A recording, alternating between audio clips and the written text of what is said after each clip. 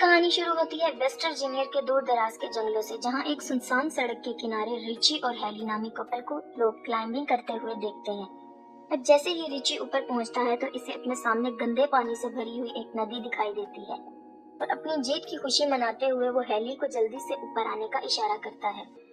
अब हम हेली को देखते हैं जिसका पाँव ऊपर चढ़ने के दौरान फिसल जाता है और वो हवा में लटक जाती है, लेकिन खुद को संभालते हुए वो एक बार फिर से चढ़ने की कोशिश करती है, जहाँ इस बार वो रिची को मदद के लिए पुकारती है। लेकिन रिची को सामने ना देखकर वो परेशान हो जाती है कि अचानक अपने चेहरे पर खून के कुछ कतरे गिरते देखकर वो हैरान रह जाती है। तो इसकी नजर रिची पर जाती है जिसे कोई उठाकर नीचे फेंक देता है। अब इससे पहले वो कुछ समझ पाती, कोई उसे जोरों से ऊपर खींचना शुरू कर देता है, लेकिन वो जल्दी से अपनी रस्सी को काटते हुए खुद को संभालती है, पर वो संभल नहीं पाती और नीचे गिर जाती है, जहाँ उसकी नजर रिची की लाश पर पड़ जाती है, जिसे देखकर वो रो पड़ती है। अब उसी दौरान इसे पहाड़ी से कुछ अजीबोगरीब आवाजें सुनाई देती हैं, जिसे सुनकर वो अपनी जान बचाने के लिए अपनी गाड़ी की तरफ भागती है, लेकिन तभी अचानक उसका पाँव एक नुकीली तार में फंस जाता है और वो गिर जाती है और वो कातिल इसे खींचकर अपने साथ ले जाता है। अब हमारी नजर इस इलाके में हो रही वारदातों पर जाती है, जहाँ न्यूज में इस इलाके में एक के बाद एक गाड़ी के लापता होने की बात होती है। यहाँ तक के लोग इस इलाके में किसी आसेब को देखने का भी दावा करते हैं। अब हम फिर इस इलाके से एक गाड़ी को गुजरता देखते हैं, जहाँ हम कैरिस को देखते हैं, जो अपने इंटरव्यू के लिए किसी दूसरी शहर जा रहा होता है। अब सफर के दौरान वो एक ट्रैफिक जैम में फंस जाता है और ट्रैफिक को आगे बढ़ता ना देखकर वो खुद को लेट होता पाता है। अब वो गाड़ी से उतरकर अपने आगे वाले ट्रक के पास जाता है, जहाँ वो उसके ड्राइवर से ट्रैफिक जाम होने की वजह पूछता है। तो ड्राइवर उसे बताता है कि 5 मील दूर एक केमिकल ट्रक पलट गया है, जिसके चलते इसको कई घंटे वहीं गुजारने पड़ेंगे। और ये सब सुनकर कैरिस परेशान होता है, वापस गाड़ी में आकर बैठ जाता है और खुद को ट्रैफिक में फंसता हुआ देखकर वो अपनी गाड़ी को वापस घुमाता है, जहां वो अपने लेट होने की खबर इस कंपनी को देता है, लेकिन एक पहाड़ी इलाका होने की वजह से फोन कट जाता है। अब फोन की तलाश में इसकी नजर एक गैस स्टेशन के बोर्ड पर पड़ती है और वो अपनी गाड़ी वहां ले जाता है। अब रास्ते में उसे एक के बाद एक लावारिस गाड़ियां नजर आती हैं और इनके दरमियान से गुजरते हुए वो गैस स्टेशन तक पहुंचता है, जहां उसकी नजर स्टेशन के मालिक पर पड़ती है, जो किसी बीमारी में मुब्तला लगता है। अब वो गाड़ी से उतरकर कंपनी वालों को इत्तला करने की कोशिश करता है, लेकिन फोन डेड होने की वजह से वो राब्ता नहीं कर पाता। अब वो गैस स्टेशन के मालिक से शहर पहुंचने के दूसरे रास्ते के बारे में पूछता है, लेकिन वो इसकी बातों को इग्नोर कर देता है। लेकिन तभी इसकी नजर वहां लगे एक नक्शे पर जाती है, जहां उसे शहर पहुंचने के लिए कुछ कच्चा रास्ता दिखाई देता है। अब वो गैस स्टेशन के मालिक से उस रास्ते के बारे में पूछता है, जिसे सुनकर वो इसे इस रास्ते के जाने की सलाह दे देता है। अब वो गाड़ी लेकर उस रास्ते की तरफ रवाना हो जाता है, जहां वो घने जंगलों से होता हुआ एक इंटरसेक्शन तक पहुंचता है, जहां इसे एक शॉर्टकट रास्ते का बोर्ड दिखाई देता है। अब वो ये सब देखकर सोच में पड़ जाता है और अपनी गाड़ी को इस कच्चे रास्ते की तरफ ले जाता है, पर इसकी नजर एक मरे हुए हिरन पर जाती है और इसे देखने के चक्कर में इसकी गाड़ी सामने की गाड़ी से टकरा जाती है, जिससे दोनों गाड़ियों का भयानक एक्सीडेंट होता है। लेकिन कैरिस इस हादसे में बच जाता है। अब इस गाड़ी के मालिक शोर सुनकर इसकी तरफ आते हैं, जहां वो इसका हाल पूछते हैं। अब खुद को संभालते हुए कैरिस इनसे माफी मांगता है और नुकसान की रकम देने की बात करता है।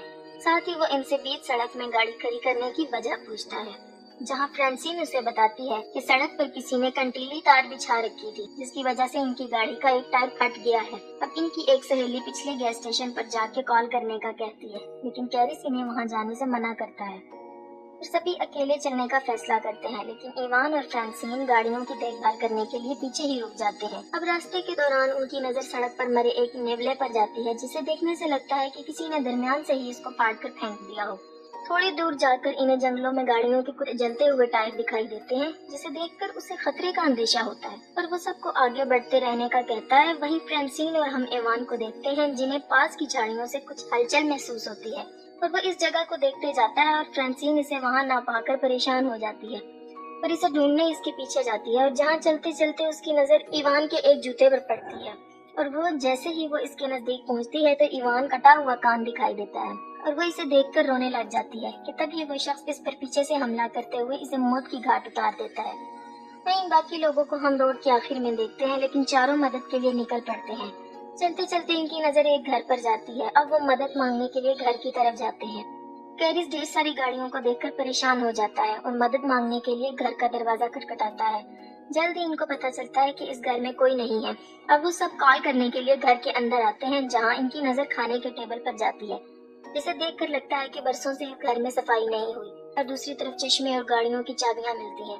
अब जैसे ही वो फ्रिज को खोलता है कि इसके होश उड़ जाते हैं। हम फ्रिज में ढेर सारे इंसानी अज़ा को देखते हैं और जैसी को भी एक कमरे में वही कंटीली तार दिखाई देती है जिसने इसकी गाड़ी का एक टायर को फाड़ा था।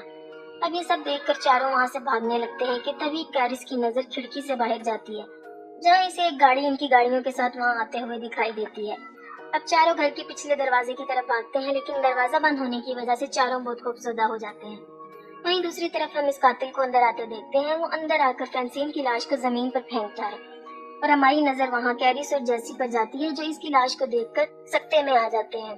और वहाँ हम पहली बार 3 आदमखोरों को देखते हैं, जो फ्रांसिन की लाश को उठाकर टेबल पर रखते हैं और अपने तेज धार औजारों से इसको काटना शुरू कर देते हैं। जहाँ ये खूनी मंजर देखकर जैसी ही कार्ली चिल्लाने लगती है, वैसे ही स्कॉट इसके मुंह पर हाथ रख देता है। अब कुछ देर बाद वो आदमखोर लाश को खाकर गहरी नींद में सो जाते हैं। जहाँ मौका पाकर सब ही दबे पांव वहाँ से निकलने की कोशिश करते हैं कि इसी बीच एक आदमखोर की नजर इन पर पड़ती है, जिसे देखकर सब ही घर के पीछे भागना शुरू कर देते हैं। अब ये देखते ही देखते अचानक वो आदमखोर ढूंढते हुए वहाँ आ जाते हैं और कैरिस इनकी गाड़ियाँ चुराने का प्लान करता है और चिल्लाते हुए इसका ध्यान अपनी तरफ करने की कोशिश करता है। लेकिन तभी एक आदमखोर इस पर गोली चलाता है और वो जख्मी होकर गिर जाता है। ये देखकर बाकी 3 हैरान रह जाते हैं। अब स्कॉट को जंगल में भागते हुए देखते हैं और जैसे ही इसकी नजर इस ट्रक की तरफ जाती है और वो इस ट्रक को देखकर इसकी तरफ जाने लगता है कि इसी वक्त एक तीर इसके सीने में आर पार हो जाता है और वो तीनों अपनी जान बचाकर भाग निकलते हैं। जहाँ कुछ दूर जाकर इनका ट्रक कीचड़ में फंस जाता है और इन सबको वो ट्रक वहीं छोड़ना पड़ता है। तीनों अपनी जान बचाते हुए जंगल से सड़क की तरफ निकल पड़ते हैं। दिन से शाम हो जाती है और वो आदमखोर इन तीनों के शिकार पर निकल पड़ते हैं।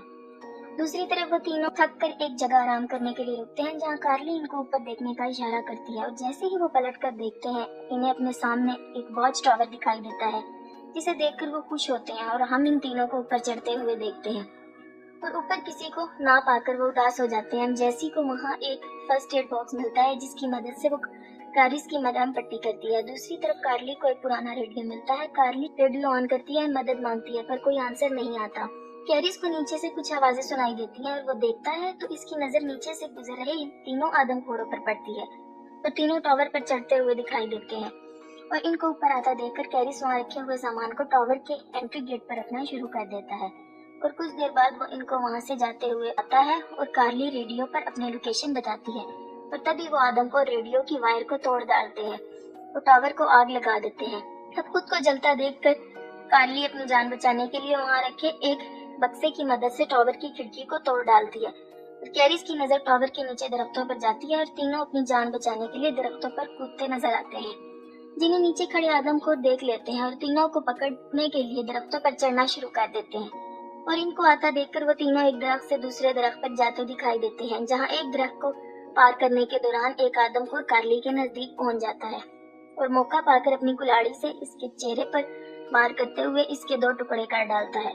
अब कैरिस खुद को संभालते हुए उठता है और तभी उसे अपने पीछे एक गाड़ी का शोर सुनाई देता है और इसे एक पुलिस की जीप दिखाई देती है और वो भागते हुए इस गाड़ी को रोकता है। जैसे ही पुलिस वाला इसकी मदद के लिए आगे बढ़ता है, उसी वक्त एक तीर इसकी आंख के आर पार हो जाता है।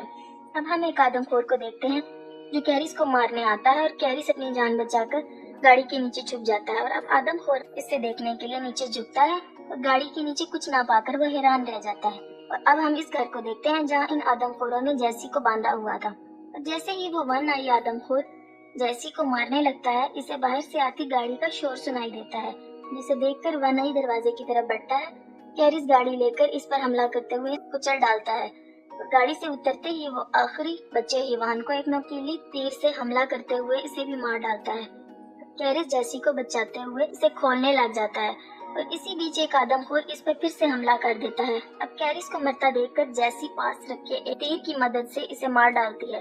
अब वो दोनों घर से बाहर निकलते हैं, लेकिन उसी बीच कैरिस की नजर पुलिस की गाड़ी पर जाती है, जहां वो इसकी गाड़ी के फ्यूल बॉक्स को निशाना बनाता है, जिसके चलते वहां एक जोरदार धमाका होता है और इस घर के परखच्चे उड़ जाते हैं। अब हम दोनों फिर से इस सड़क को देखते हैं जहां वो दोनों ट्रक के जरिए गैस स्टेशन तक पहुंचे थे और ट्रक को अपनी तरफ आता देखकर स्टेशन मालिक डरकर दरवाजा बंद कर देता है और कैरिस ट्रक से उतरता है और वहां लगे इस मैप को उतार कर रवाना हो जाता है।